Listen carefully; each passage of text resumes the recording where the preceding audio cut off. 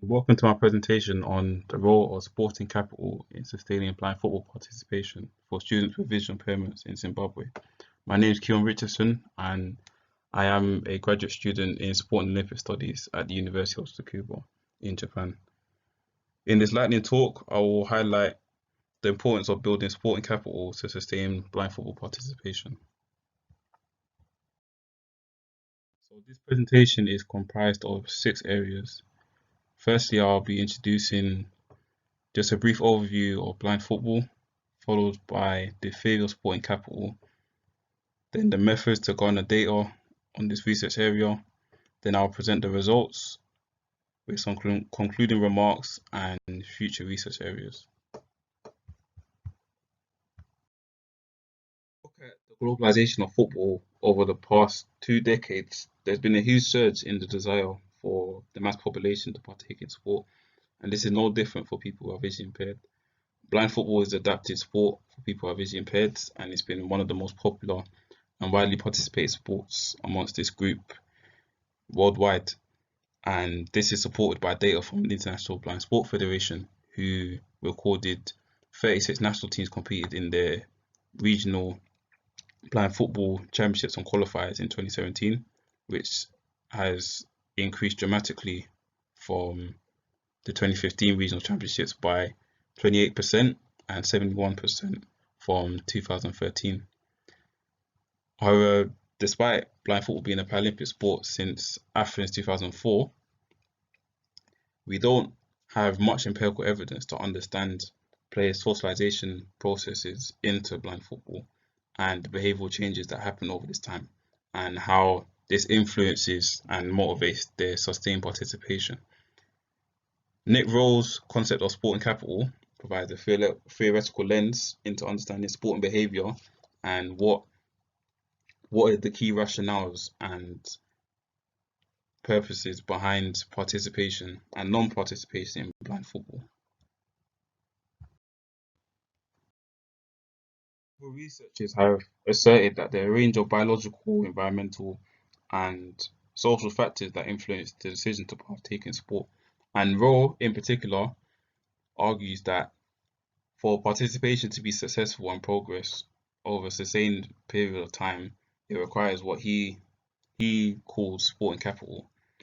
Now, sporting capital as a three-dimensional model is defined as the stock of physical, social, and psychological attributes that support and motivate an individual to participate in sport and to sustain that participation over time. So sporting capital is seen as more durable than sport participation rates over time because sport participation is highly characterized by flux. Now, as you can see at the left-hand side, there is the model of the sporting capital theory, which encompasses psychological, physiological, and social. So psychological, we're looking at self-confidence, your identity, your self-efficacy, and your self-esteem. Physiological refers to your physical health, your physical literacy, your orientation, mobility, agility, and all the physical skills required to partake in sport. And the social domain looks at whether your family, your friends, your work colleagues partake in sport and how you may be connected with others through team sport or even individual sports. Now, encompassing this all together is what builds your sporting capital and how you can develop that over time to essentially sustain your participation in sport. And physical competency and self-efficacy, so the social domain and physiological domain of sporting capital is developed at a very young age and involves a socialization process, which is more likely to be built amongst boys than girls. And the theory hypothesizes that individuals with a high level of sporting capital are much more likely to regularly participate in sport over time, and they're more resilient to overcome external barriers than people who have low levels of sporting capital. So external barriers can be seen as cost, time, transportation to facilities, but particularly for people who are visually impaired, this can be seen as adapted equipment, so having an audible ball, having specialized coaches who understand how to work with a person who's visually impaired, or knowledge of adaptive sports for people who are visually impaired. And sport and capital can be seen closely related to human capital, and is developed by education experience, and is also strongly influenced by prevailing social cultural norms, which relate to which are set. The standards of that are set by family, peers, teachers, coaches, and the media. So those norms mediate or negate the development of sport and capital. So to your right, you will see the sport and capital theory of behavior change, which starts with a socialization process into sport, which is often mediated by family members, peers, other participants, and the media. And this socialization process builds the three domains of sport and capital, which are physical, psychological, and social, and comprised together build the stock of sport and capital for individual.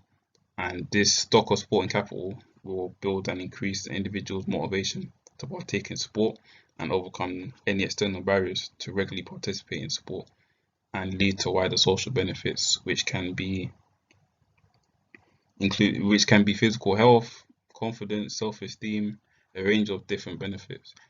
And for Rowe, he argues that sport and capital can be transferred to other forms of capital, so namely human capital, social capital, and cultural capital.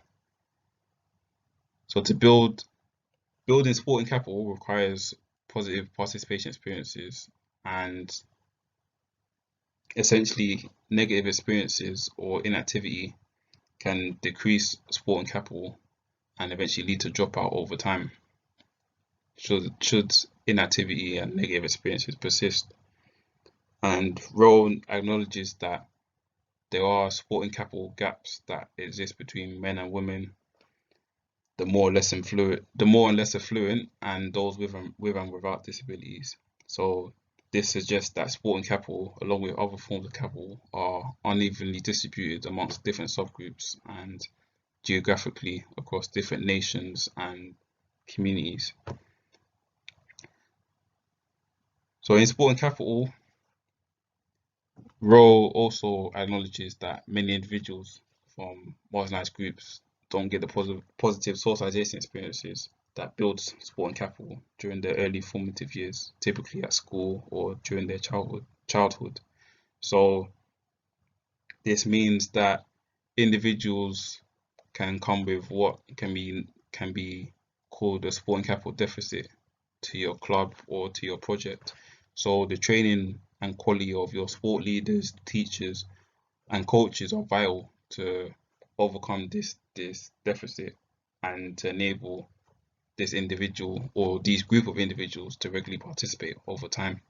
And although sport and capital provides it fills a key gap in the field of sport development, the theory is still in its infancy and is not tested amongst marginalized groups, especially people who are visually impaired or have other types of impairments.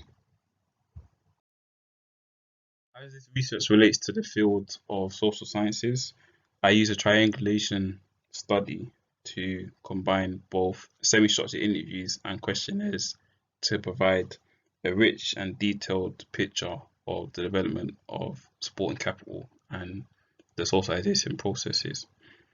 As I mentioned before, Rowe asserts that sport and capital is developed by education and experience. So I interviewed 10 male and 10 female students aged between 15 and 43.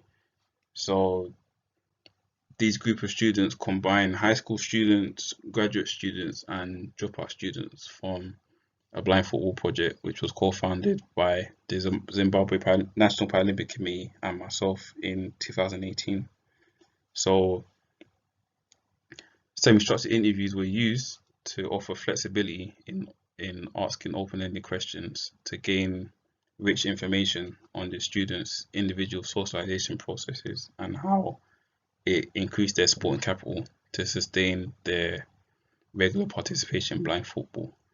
And it was complemented with questionnaires to produce an individual 10-point sporting capital index score for each participation, each student, and to match it against their individual narratives from the interviews. And purpose purpose purposive sampling was also used to reflect the similarities and disparities between different subgroups in accumulated sporting capital. So, namely genders, age groups, and geographical locations. So, all the students that were interviewed had at least 6 months experience in participating in blind football as a minimum, which was one of the criteria for the interviews. So the preliminary results corroborated Rowe's assertions that regular participation is likely to be higher amongst individuals with high levels of sporting capital. So the mean average sporting capital score for all 20 students was 8, which is a high level of sporting capital. Across the index, 1 to 3 is a low level of sporting capital, 4 to 7 is a medium level of sporting capital, and 8 to 10 is a high level of sporting capital. And as I mentioned before, Rowe also stated that there's a sporting capital gap that exists between men and women, which was also apparent in this study. So there was just a marginal sporting capital gap between the male students and the female students. So the male students had just a slightly higher index score than the female students. And most of the students we had a balance of those who were born blind and those who acquired blindness later on in life. So most of them had already had a positive socialization process within different sports. So para-athletics, goalball, association football, volleyball, and netball. So they already built their sporting capital and built the 3 domains, so the psychological, social, and physiological domains. So it was quite a smooth transition into blind football for them. And one of the most important findings was that blind football requires a conducive environment and a positive experience. So I found that the main agents in the socialization process are schools, teachers, and family support, and they play a dualistic role. They either mediate or negate the socialization process and development of sporting capital. So you can see in the first quote that the quality of leaders and teachers are quite important, because this student in particular wasn't able to participate in sport because their teachers predominantly focused on those who are sighted. So again, we talked about how the physiological and social domains of sporting capital are built during early formative years. So if we neglect that experience, then it often takes the students and participants won't develop their sporting capital until they have a later socialization process during the adolescent years. And you can see from the second quote how the importance of family support in terms of mediating or reducing the barriers. So in this particular quote, one of the students received bus fare from their parents to participate in a coaching clinic, which was quite far from their residential home area. And again, when we're talking about the quality of leaders, you can see here that this particular student was able to increase their sporting capital through support from a sighted student who probably had a higher level of sporting capital. Corroborating those findings, we find here that sporting capital has some transferability and is able to obtain other forms of capital. So the main theme across the development of sporting capital that it leads to particularly positive psychological capital. So a lot of the students were very optimistic about their participation in sport in the future and the benefits they can derive from it, be it educational opportunities, be it a future career, be it even playing international. So you can see that there's optimism and hope for the future can lead to sustaining participation in the future should the environment allow to do so, and is conducive enough to do so. And another key result was that possessing high levels of sporting capital developed the students' ability to negotiate particular barriers. So the absence of a coach wasn't a problem for some students because they already had knowledge of the sport, so they're able to organize and lead things themselves. And again, you can see here that one of the students walked 7 kilometers to and from their home for a coaching clinic, which is evident that the physiological and social domains of sport and capital developed their motivation to overcome this barrier. So they obviously had high levels of fitness and social connectedness with someone who can support them in going to and from the venue. To summarize, sport and capital and sustaining participation in blind football requires all the key agents to work in harmony.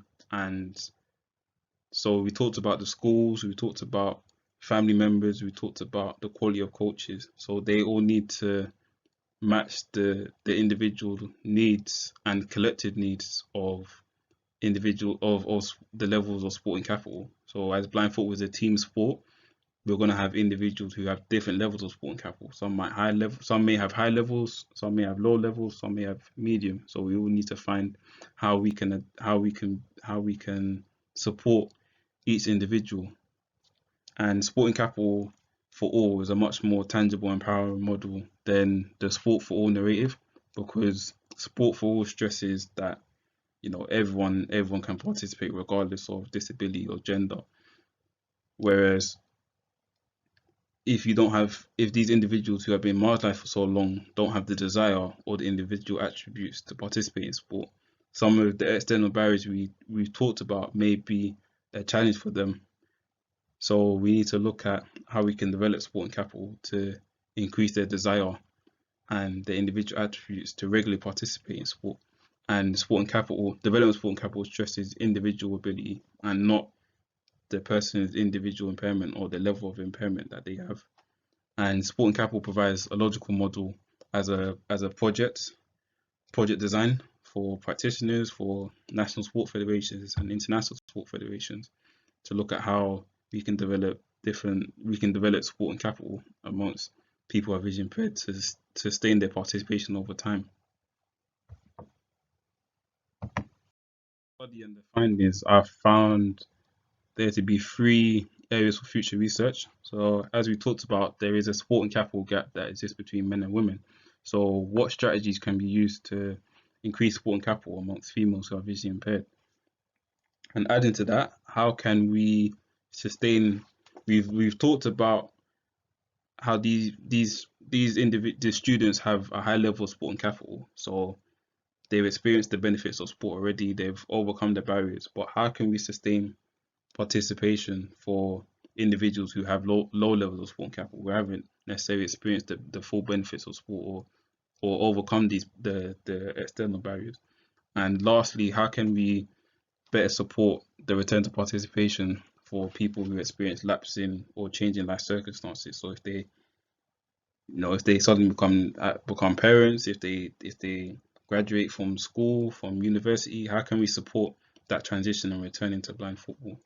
So thank you for your time. Thank you for listening. And I look forward to any questions, feedback, and comments that you have. Thank you.